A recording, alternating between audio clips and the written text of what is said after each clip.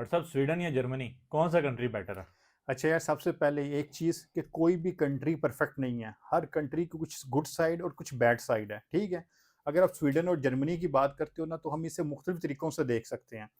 For example, कोई भी country जब आप चूज़ करते हो, तो आपका पीछे एक बैकग्राउंड भी होता है।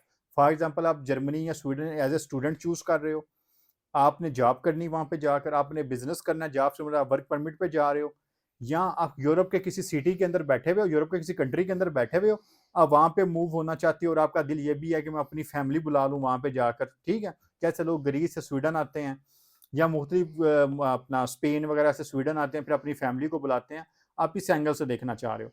चलो जी, सबसे पहले हम देख के चलते हैं जो लोग स्टूडेंट के तौर पर आ रहे हैं, क्योंकि मेजोरिटी जो पाकिस्तानी, इंडियन, बांग्लादेशी ये लोग आते हैं, ये स्टूडेंट के तौर पर आते हैं, पहला जो स्टेप होता है इनका। अच्छा, अगर इसमें देखें ना, अगर मैं आपको सिंपल वर्ड में कहूँ, स्वीडन या जर्मन, इनमें सबसे ईजी स्टूडेंट वीज़ा किस मुल्क का है, तो मैं कहूँगा स्वीडन का है। उसकी वजह क्या है कि अगर आपको आपकी यूनिवर्सिटी इंग्लिश प्रोफिशिएंसी लेटर दे देती है ना, और यहाँ पे आपको आइट्स की भी ज़रूरत नहीं है। अगर आप मास्टर पे आ रहे हो, तो आपको आइट्स करने की भी ज़रूरत नहीं है। जबकि जर्मन में ऐसा नहीं है, जर्मन में आपको आइट्स करना पड़ेगा, ठीक है?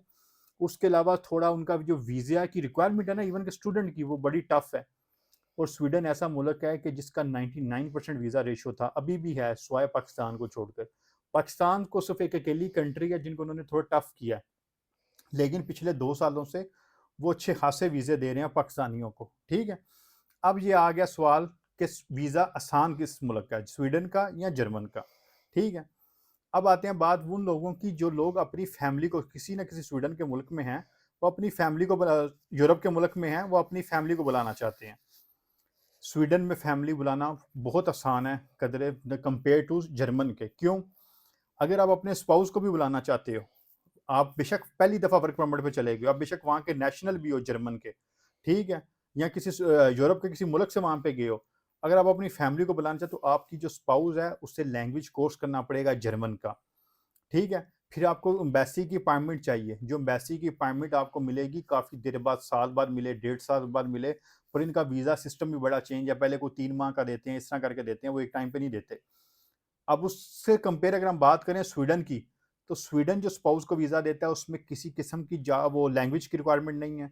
जो बंदा अपने हस्बैंड अगर अपने बुला रही है, हस्बैंड अपने वाइफ को बुला रहा है, या वाइफ अपने हस्बैंड को बुला रही है, उसके पास सिर्फ जॉब होनी चाहिए, ताकि वो जो अपना स्पाउस बुला रहा है, उसे वो अफ़ोर्ड कर सकता हो, ठीक है? और काफ़ी जगहों पे कि हाउस की रिक्वायरमेंट भी नहीं आती। कुछ जगहों पे वो कॉन्ट्रैक्ट माँगते हैं, वो डिपेंड करता है आप किस वीज़ा स्टेटस पे हो यहाँ पे। अगर आप किसी ईयू कंट्री से आए हुए हो, तो आपको हाउस रिक्वायरमेंट भी नहीं है। आपको सैलरी भी इतनी ज़्यादा नहीं चाहिए, एक नॉर्मल सी सैलरी पे आपकी फैमिली पूरी आ जाएगी, इवन बच्चों समेत आ जाएँगे, ठीक है? अब देखो कितना आसान है, एक जगह पे आपको लैंग्वेज की रिक्वायरमेंट है, उसके अलावा जर्मन में भी आपसे रिक्वायरमेंट जॉब वगैरह की माँगेंगे। स्वीडन में ना लैंग्वेज की रिक्वायरमेंट है, ना हाउस की रिक्वायरमेंट है। अगर आप बुला रहे हो, वर्क वीज़े पे हो, कुछ जगहों पे वो केस ऑफिसर माँग लेते हैं। स्पेशली परमानेंट पे ये है, थोड़ा स्ट्रिक्ट हो जाता है, उससे पहले इतना ज़्यादा नहीं है। अच्छा, हमने कवर किया स्टूडेंट वीज़ा, और अब हमने कवर किया इसको कि फैमिली बनाने के लिए। अब आ जाते हैं व काम के हवाले से। काम के हवाले से स्वीडन और जर्मन दोनों ऑलमोस्ट मेरे ख़्याल में सेम ही है, कोई इतना ख़ास फ़र्क नहीं है। कोई 19-20 का फ़र्क होगा, दोनों एक अच्छी कंट्री हैं, स्टैंडर्ड ऑफ लिविंग भी इनका सेम है। और जो सैलरीज़ वगैरह हैं, वो भी आपस में मिलती-जुलती, कोई इतना ज़्यादा फ़र्क नहीं होगा। अब बात करें अगर वो एक्सपेंसिव, तो मेरे ख़्याल में दोनों एक जितनी एक्सपेंसिव हैं, कोई ख़ास फ़र्क नहीं होगा। अगर आप जॉब फाइंड आउट, कुछ लोग कहते हैं कि मुझे जॉब की ऑफ़र है, मुझे जर्मन से भी है और मुझे स्वीडन से भी है, मैं कौन-सा कंट्री चूज़ करूँ? या मैं अगर किसी यूरोप के ईयू के किसी कंट्री में बैठा हूँ, मैं दोनों में जा सकता हूँ, मैं अपनी कंट्री छोड़ना चाहता हूँ, मैं स्पेन छोड़ के, ग्रीस ये छोड़कर जर्मन या स्वीडन जाना चाहता हूँ, तो मैं दोनों में से कौन-सी कंट्री चूज़ करूँ? ठीक है? तो उसमें अगर तो आपकी इंटेंशन क्या है? अगर तो आप सिर्फ़ जॉब के लिए जाना चाहते हैं, तो जिस कंट्री में आपको लगता है कि आप जाओगे, आपसे रेलेवेंट जो स्किल है आपकी, आपको उससे रिलेटेड जॉब मिल जाएगी, या आपका कोई दोस्त, रिश्तेदार बैठा हुआ है जो आपको स्टार्टिंग में हेल्प वगैरह कर देगा, तो जहाँ आपको लगता है आपकी सेटलमेंट थोड़ी ईज़ी है, आप वहाँ पे चले जाओ, ठीक है? लेकिन जो लोग बिज़नेस करना चाहते हैं, जिनकी इंटेंशन है बिज़नेस करने की, मेरे ख़्याल में उन्हें जर्मन चूज़ करना चाहिए। अब उसकी वजह क्या है? स्वीडन एक जॉब फ्रेंडली कंट्री है, ठीक है? अगर आप जॉब कर रहे हो, आपकी वाइ अगर एक हस्बैंड है और वाइफ है, दोनों जॉब कर रहे हैं, तो स्वीडन एक बड़ी पुरसकून ज़िंदगी आप गुज़ार सकते हो। स्वीडन हर किसी को, चाहे आप क्लीनिंग का काम कर रहे हो, रेस्टोरेंट में काम कर रहे हो, आपको इतनी इनकम दे देता है कि आप अपना सुकून से गुज़ारा कर लेते हो, आपको कोई स्ट्रेस वगैरह नहीं होता। अगर आप दोनों मियाँ-बीवी काम कर रहे हो, आपके 2-3 बच्चे भी हैं, आप इजीली उनको कवर अप कर लोगे, ठीक है। लेकिन अगर आप स्वीडन के अंदर बिजनेस करना चाहते हो, थोड़ा ग्रो करना चाहते हो, तो स्वीडन इतनी बिजनेस फ्रेंडली कंट्री नहीं है जो मेरे नज़दीक। अच्छा, हो सकता है कुछ लोगों की राय मुझसे मुख्तलिफ हो, कहेंगे नहीं जी स्वीडन बिजनेस फ्रेंडली कंट्री है, लेकिन मैं इस चीज़ से टोटली मुतफिक नहीं हूँ, ठीक है। अब उसकी वजह क्या है? एक वजह स्वीडन की पॉपुलेशन आप देख लो। स्वीडन की पॉपुलेशन है 10 मिलियन, जबकि जर्मन की पॉपुलेशन है 83 मिलियन। पॉपुलेशन बहुत बड़ा फ़र्क डालती है। जितने बाइंग हैंड ज़्यादा होंगे, लोग ज़्यादा होंगे खरीदने वाले, आपके कस्टमर उतने ज़्यादा होंगे, आपके खरीदने वाले लोग इतने ज़्यादा होंगे। यहाँ पे आप सादा सी मिसाल पाकिस्तान की ले लो। पाकिस्तान की 240 मिलियन है, ठीक है। अब उसमें क्या होता है, आप देख लो पाकिस्तान में इकोनॉमिकल कितना प्रॉब्लम है। आप किसी रेस्टोरेंट में चले जाओ, आपको रेस्टोरेंट फुल नज़र आता है। आप ईद वगैरह पे मुख्तलिफ छुट्टियों पे आप शॉपिंग मॉल चले जाओ, वैसे चले जाओ, आपको शॉपिंग मॉल फुल नज़र आते हैं। आप वो देख रहे होते हो यार लोगों को इकोनॉमिकल बड़ी प्रॉब्लम है पाकिस्तान के अंदर, फिर भी आपको रश नज़र आएगा हर जगह पे। क्यों? कि जहाँ पे बहुत सारे लोगों के पास पैसा नहीं है, वहाँ पे बहुत सारे लोग ऐसे भी हैं जहाँ पे पैसा है, जिनके पास है। अब वो ऐसा हो क्यों रहा है? क्योंकि पॉपुलेशन ज़्यादा है। जहाँ पे कम पैसा नहीं है, वहाँ पे पैसा है भी। सेम स्वीडन की पॉपुलेशन है 1 करोड़, जर्मन की है तकरीबन बन जाती है 83 करोड़ या 84 करोड़, ठीक है। अब वहाँ पे कस्टमर भी ज़्यादा है, वहाँ पे बिज़नेस भी ग्रो करेगा, मार्केट बड़ी है और जर्मन की इकॉनमी जो है पूरी दुनिया में तीसरे नंबर पे आता है। इकोनॉमिकल स्ट्रॉन्ग कंट्री है जर्मन ना। तो अगर आपको बिज़नेस करना है तो मैं कहूँगा आप जर्मन चूज़ करो। अगर आपको जॉब करनी है तो आप स्वीडन चूज़ करो, ठीक है। उसके अलावा कंट्री वो बेहतर होती है जहाँ पे जिसकी अच्छी सेटिंग होती है। अगर आपकी किसी भी जगह पर अच्छी सेटिंग है या होने के चांस हैं, सिर्फ उसको चूज़ करो। कंट्री का नाम सुन के कभी ना भागो कि हाँ जी वो ऑस्ट्रेलिया बड़ी अच्छी कंपनी है, अमेरिका बड़ी अच्छी कंपनी है, जर्मन बड़ी अच्छी कंट्री है। अब कंट्री टू कंट्री नहीं भाग सकते। फॉर एग्जांपल एक बंदा आया, वो स्वीडन का सुन के ग्रीस से आया। स्वीडन उसके बाद जब आपको कहता जी आप मुझे किसी ने कहा जर्मन बड़ा पैसा है, ठीक है, जर्मन ठीक है, लेकिन अब कंट्री से कंट्री जब मूव करते कुछ लोगों में ये बड़ी बुरी आदत होती है। वो एक मुल्क टिकता ही नहीं है, ठीक है।